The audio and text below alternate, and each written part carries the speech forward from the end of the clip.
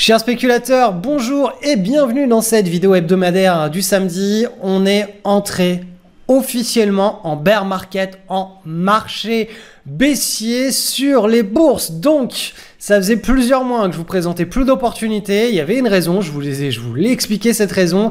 Et bien là, on a le signal officiel sur les indices américains que ça part vers le sud. Donc concrètement, attendez-vous à entre 6 et 18 mois de décharge, de vagues baissières qui vont s'enchaîner, des médias qui vont tenter de vous faire peur, de toutes ces choses-là, de toute cette dynamique et de cette psychose autour des crises financières, des marchés baissiers. Ça débute à partir de cette semaine, donc ça va être une année 2019 assez chargée en émotions, surtout pour ceux qui ne comprennent pas ce qui se passe et comment ça s'organise.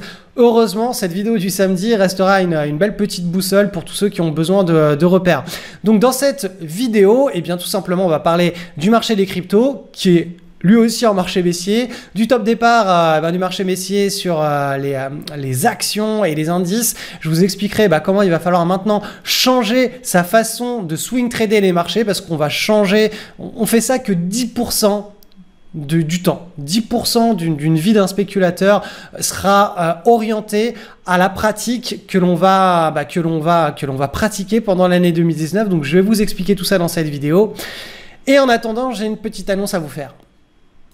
Alors le Père Noël fait tout baisser de moins 35%, et là je ne parle pas du marché des cryptos ou des bourses et des indices boursiers, je parle de Noël. Donc ma femme m'a dit hier, tu sais, il y a cette bijouterie là-bas, c'est l'endroit idéal pour faire un cadeau de Noël. D'ailleurs la vendeuse m'a dit que tous les maris se bousculaient le matin de Noël pour trouver un cadeau à leur douce et tendre.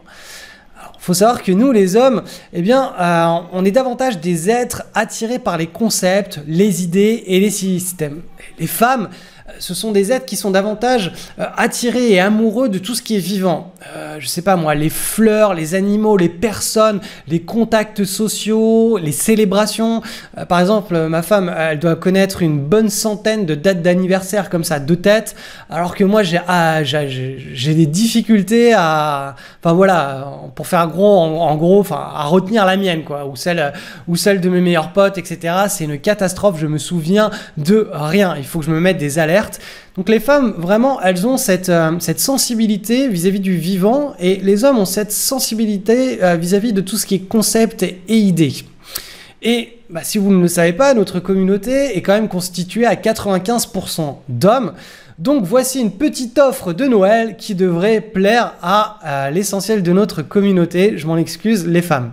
Alors elle va vous permettre d'étoffer votre arsenal de stratégies boursières. Et là encore, c'est du pur concept pratique, tout en faisant baisser la facture de moins 35%, de quoi payer un beau cadeau à madame. Donc, tout simplement, je vous ai mis un lien qui se situe en descriptif de cette vidéo et vous allez pouvoir bénéficier avec le code promo spécial de moins 35% sur toute la boutique, toutes mes formations en ligne. Et ça, c'est valable jusqu'au 28 décembre minuit. Donc, je me souviens pas avoir proposé l'année dernière ce genre d'offre. Je ne sais pas si dans 12 mois, je penserai à le proposer. C'est des trucs, voilà, ça vient pas. Si j'y pense, j'y pense.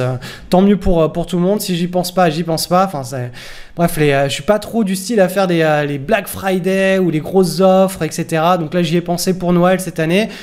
Profitez-en, c'est vraiment le moment idéal pour étoffer votre arsenal de stratégie. Et j'en profite pour faire une petite prédiction comportementale. Et dites-moi si je me trompe par email ou dans les commentaires, mais c'est vraiment quelque chose que moi je vis personnellement chaque début d'année. Donc la première semaine de l'année 2019, vous allez remettre à plat votre façon d'investir en bourse. Vous allez probablement trouver une bonne stratégie en boutique, mais l'offre à moins 35% ne sera plus accessible. Donc vous allez du coup hésiter, puis soit remettre ça à plus tard et finalement ne rien faire vis-à-vis de vos finances et de votre portefeuille boursier, soit grincer des dents en vous disant qu'une semaine avant, ça coûtait 35% de moins et vous allez craquer en payant 35% de plus que le tarif actuel. Donc si je me permets de parler de ça, hein, c'est parce que je me forme beaucoup sur Internet. Tous les mois, j'achète des formations diverses et variées, hein, que ce soit dans le domaine de l'alimentation, du sport, de tout ce que vous voulez. Je suis un gros consommateur de formations sur Internet et ce genre de situation m'arrive régulièrement. À chaque fois que j'ai pas pris l'offre en cours, je me retrouve à devoir payer le double du prix ou 50% plus cher. Donc là, par connaissance et par expérience personnelle, vraiment, je mets le doigt dessus, ça n'arrive qu'une fois par an, c'est maintenant. Ne vous retrouvez pas dans ce genre de situation à la première semaine du mois de janvier où vous allez devoir prendre des vraies décisions.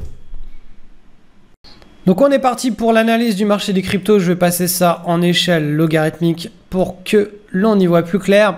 Donc, marché des cryptos, le Bitcoin, toujours la même situation, hein. On est dans une phase de décharge, grosse phase de décharge, hop là, baissière. Donc, j'ai reçu des messages sur Instagram, sur Facebook, etc. Alors déjà, mes excuses, hein, je réponds pas à tous les messages. Envoyez-moi des emails si vous voulez avoir des réponses.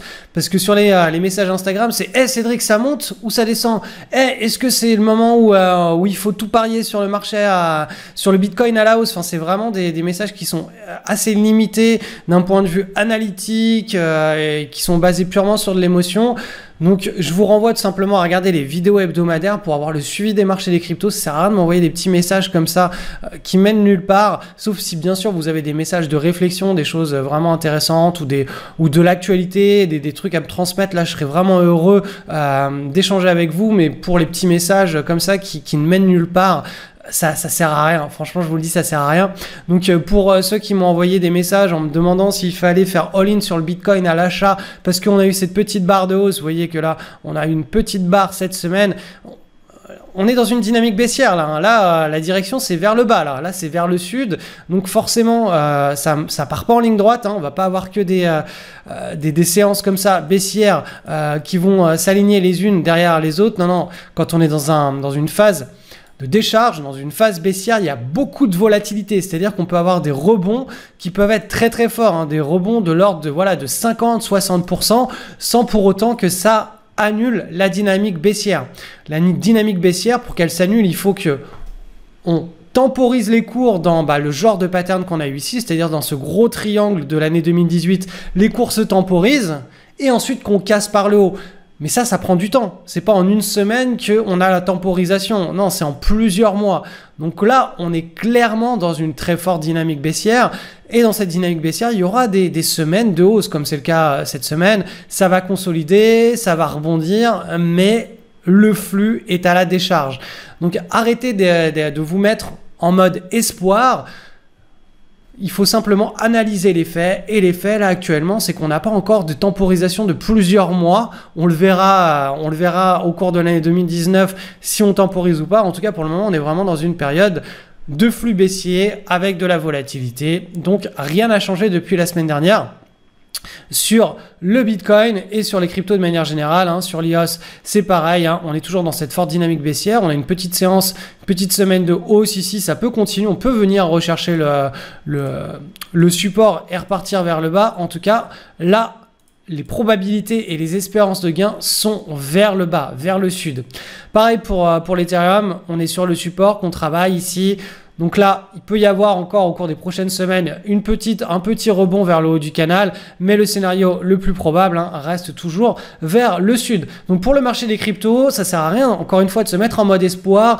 Vos attentes doivent être vers le bas plutôt que vers le haut. La dynamique est baissière, on est dans une forte dynamique de décharge. Ça ne durera pas ad vitam aeternam, ça ne va pas durer pendant des années et des années, mais actuellement, c'est le flux qui se passe sur les marchés. L'argent est en train de quitter le bateau, l'argent est en train de quitter le navire crypto. C'est pas pour autant qu'il faut plus croire en la blockchain. La blockchain est une technologie qui tout comme Internet ou je sais pas moi, la téléphonie, ce que vous voulez, hein, les satellites, les réseaux GSM, j'en sais rien. Je suis pas du tout ingénieur dans ces trucs-là, mais à chaque fois qu'il y a une nouvelle technologie qui arrive sur un marché et qui a le potentiel de disrupter la vie des humains, eh bien, les humains mettent en œuvre cette technologie. Il faut souvent plusieurs mois, plusieurs années avant que ça devienne quelque chose de praticable, hein, d'implémentable et de praticable dans le quotidien de monsieur tout le monde. Hein. Je ne parle pas des geeks qui sont capables de faire des choses très avancées avec la blockchain. Je parle vraiment de quelqu'un qui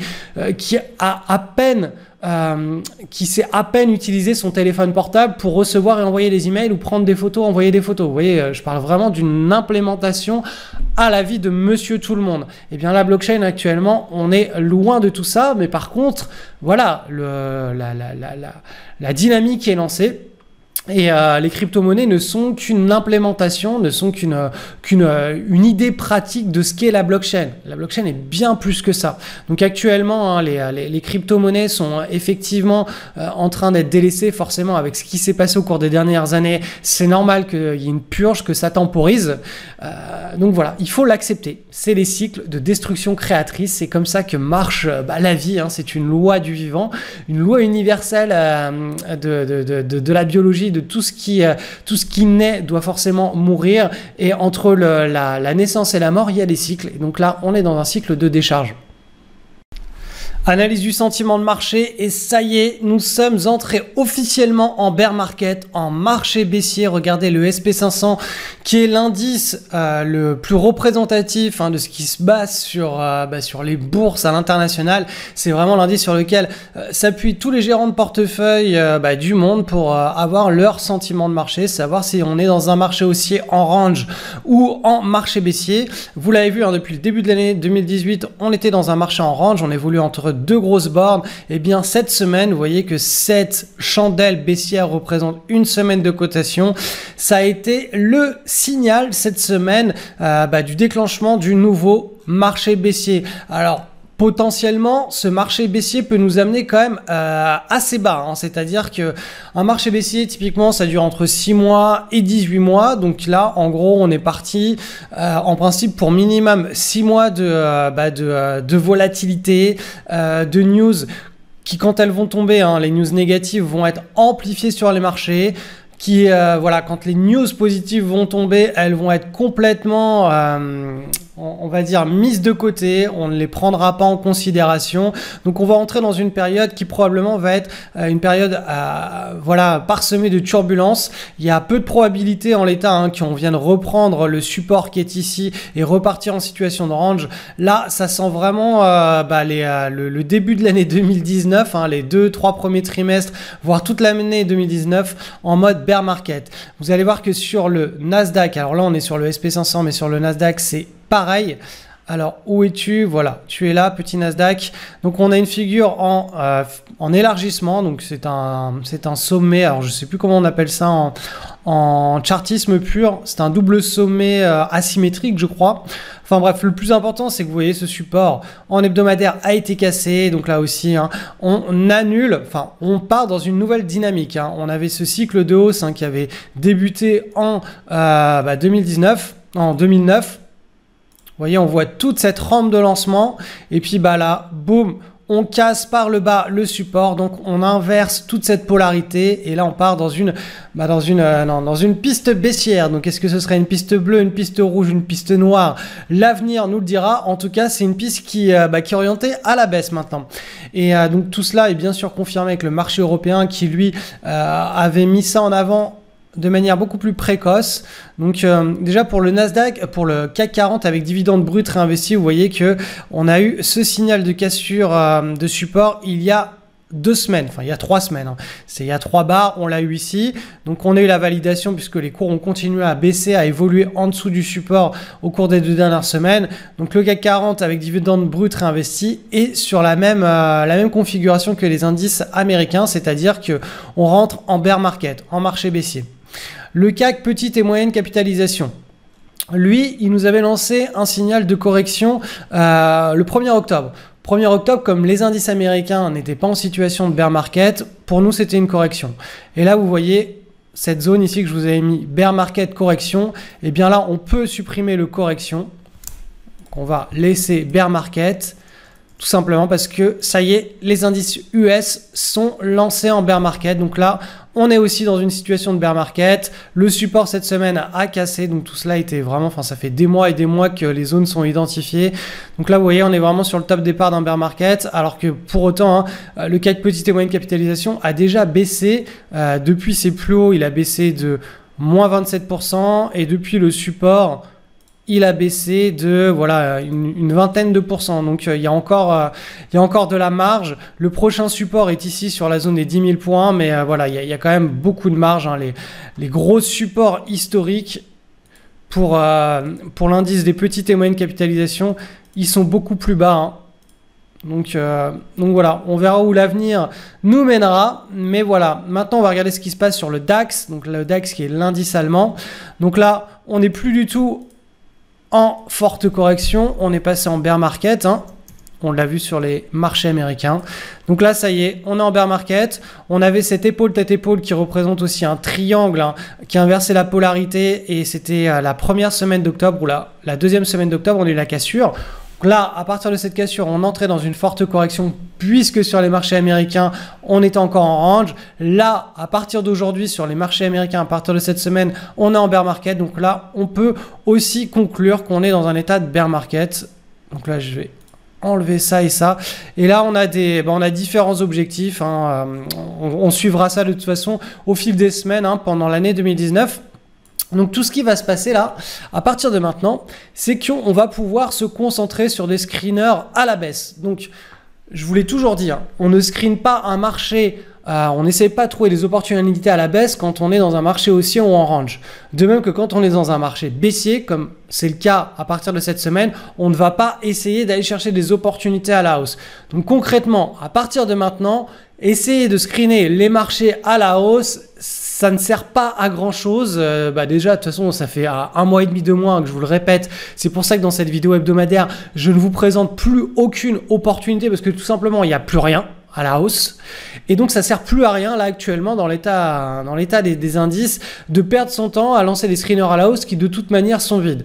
Donc là, ce qu'on va pouvoir faire, c'est commencer à lancer ces screeners à la baisse pour essayer de trouver des opportunités baissières puisque là, actuellement, on entre dans une phase de marché, dans une psychologie de marché où les gens vont vraiment commencer à larguer leurs titres. Dès qu'il y aura des mauvaises nouvelles, ils vont paniquer. Ça va déclencher des vagues de baisse qui seront assez forte hein, sur les indices boursiers et du coup sur les actions individuelles. Donc typiquement les screeners à la baisse, je vous rappelle qu'il y a les requêtes de marché qui vont fonctionner, il y a tout ce qui est DRB, hein, détecter les rushs boursiers, ça se passe sur 3 unités de temps différentes.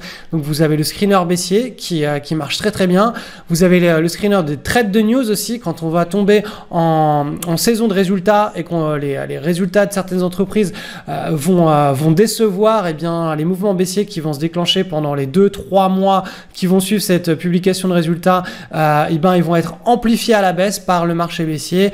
Donc voilà, c'est le marché baissier, encore une fois, c'est 10% du temps. C'est pas là-dessus que l'on construit la performance à long terme d'un portefeuille, mais effectivement, quand on rentre dans un marché baissier, il y a des opportunités. Moi, c'est pas le genre de phase de marché que je préfère parce qu'il y a c'est des mouvements qui sont assez erratiques, très volatiles, il y a peu de liquidité, voilà, c'est ce qui provoque, hein, c'est des calages qui sont très forts à la moyenne vers le bas, c'est que les spreads dans les carnets d'ordre, ils sont le plus généralement creux. C'est-à-dire que les gérants de portefeuille n'arrivent pas à revendre leurs titres parce qu'en face, il n'y a pas d'acheteurs. Donc du coup, ça crée des disproportions, des écarts dans le carnet d'ordre hein, entre les acheteurs et les vendeurs qui sont assez fortes et qui génèrent d'autant plus, qui amplifient cette volatilité, ces écarts à la baisse.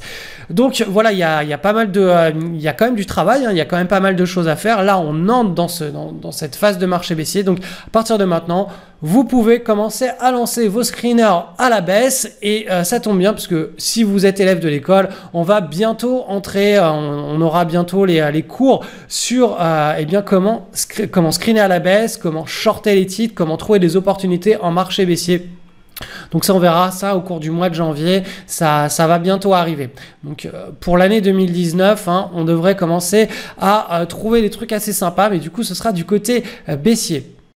Avant de nous quitter, je vous rappelle qu'il y a cette offre de Noël qui est valable jusqu'au 28 décembre à minuit et elle vous donne moins 35% sur toute la boutique avec le code promo spécial.